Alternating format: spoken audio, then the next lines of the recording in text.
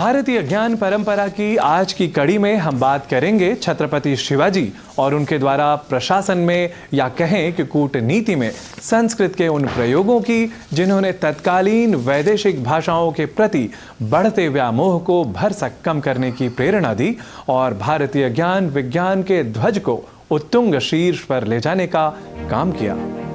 ररक्ष वेदान् अखिलोत्तरापथे चकास्तिकान्त्या विजयी नृपः कलौ निहत्य दुष्टान् निगमांश्च वर्चसा शिवो हयग्रीव इवोज्जहारः।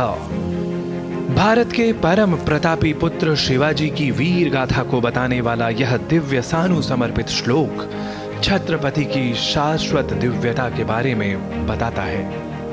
17वीं शताब्दी में शाश्वत और समसामयिक संस्कृति को संरक्षित करने वाले छत्रपति शिवाजी के बारे में कहा जाता है कि वह एक सुनियोजित मंत्र से कहीं अधिक स्वयं ही अभिमंत्रित योजना प्रतिमूर्ति थे।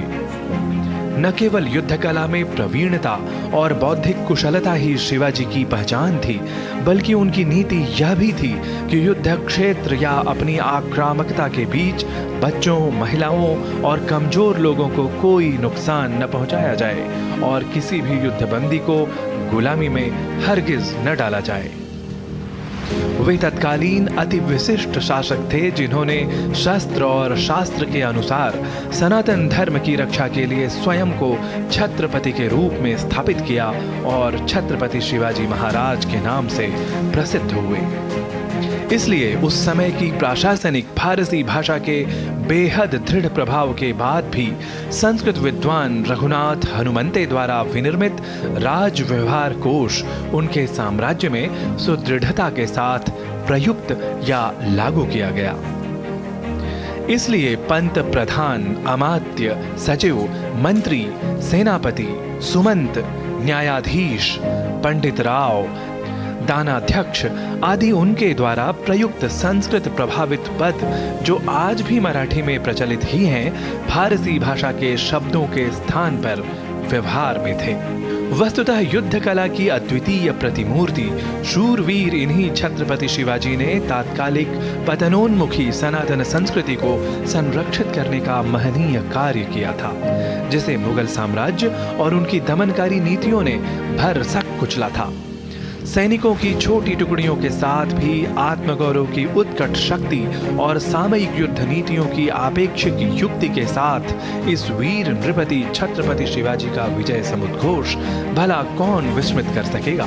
त्वत्कंठ कुंड सुसंचितम हालाहलम परमाद्भुतम वमतीक्ष्ण शस्त्राग्रेषु नो हर हर हर महादेव। निश्चय ही शिवाजी ने एक सापेक्ष रणनीति के साथ अधिनायकवादी ताकतों के खिलाफ संपूर्ण युद्ध छेड़ने के लिए अद्भुत कूटनीतियों और छद्म संघर्षों का सफल प्रयोग किया।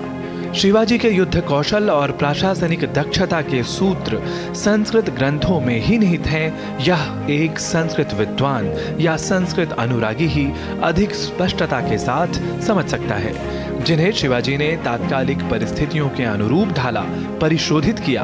यही कारण है कि शिवाजी की सेना ने अपनी कम संख्या और युद्ध क्षमता के बाद भी अनेक विशेष दुर्गों, यहाँ तक कि समुद्र में भी एक अति विशेष दुर्ग का निर्माण किया। शिवाजी की समग्र नौसैनिक प्रणाली की विशेषता की तो ब्रिटिश, पुर्तगीज और तात्कालिक अन्य शासनों ने भी हृदय से सराहना की थी। और तो और संस्कृत से प्रभावित मोडी नाम की कूटलिपि का प्रयोग छत्रपति शिवाजी ने अपने शासनकाल के दौरान किया। यह संस्कृत और संस्कृति प्रेमी अवश्य ही अधिक स्पष्टता के साथ समझ सकते हैं। इन सब के अतिरिक्त एक और महत्वपूर्ण तथ्य यह कि छत्रपति शिवाजी ने कभी भी धर्म के आधार पर किसी पर अत्याचार नहीं किया, बल्कि उन्होंने उज़्बेक और तुर्क जैसे कई मुसलमानों को सेना की कमान संभालने जैसे प्रमुख कर्तव्यों में भी नियुक्त किया। वास्तव में महाराष्ट्र के मुकुटमणि, नीतियों के नियंता, युद्ध कौशल के कुबेर, परम उत्साही, धर्म मर्म मूर्ति या कहें कि स्वयं शिव के अवतार शिवाजी को हर एक संस्कृति अनुरागी भारतीय हमेशा सदाशयता और कृतज्ञता के साथ निश्चय ही छत्रपति के रूप में याद रखेगा।